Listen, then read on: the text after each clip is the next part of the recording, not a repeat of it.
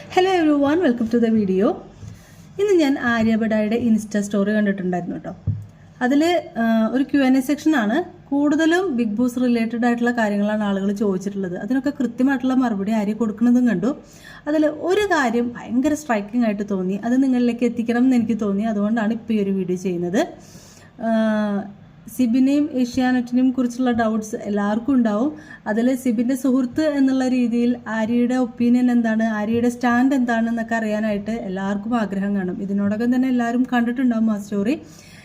സിബിന് നേരിടേണ്ടി വന്ന അനീതിയെക്കുറിച്ച് അഖിൽ മാരാർ ലൈവ് ഇട്ട അന്ന് മുതൽ നമ്മൾ അനുഭവിച്ചിട്ടുള്ള കാര്യങ്ങൾ അദ്ദേഹവുമായി ഷെയർ ചെയ്ത് സിബിനും അഖിൽ മാരാർക്കും ഒരുപോലെ സപ്പോർട്ട് കൊടുത്ത് നിൽക്കുന്ന വ്യക്തി എന്നുള്ള നിലയ്ക്ക് ഈ ഒരു കാര്യം, ആര്യയുടെ ആ ഒരു സ്റ്റാൻഡ്, അത് നിങ്ങളെ അറിയിക്കണം എന്ന് എനിക്ക് തോന്നി.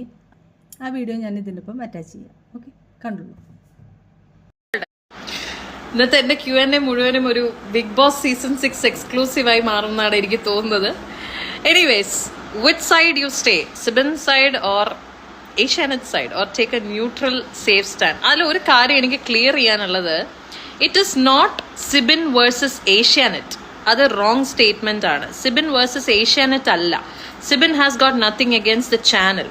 Sibin is fighting against the creators of Bigg Boss season 6. ക്രിയേറ്റേഴ്സിന് അഗേൻസ്റ്റ് ആണ് സിബിന്റെ fight. It is not against Asianet. അത് ആദ്യം നിങ്ങൾ മനസ്സിലാക്കണം. പിന്നെ ഞാൻ ഏത് സൈഡ്, ഞാൻ സത്യത്തിന്റെയും ന്യായത്തിന്റെയും സൈഡിലേ ഞാൻ നിൽക്കുള്ളൂ.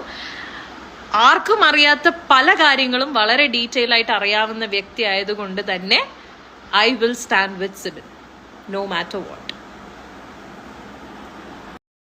അടുത്ത വീഡിയോയുമായി വീണ്ടും കാണാം. ബൈ.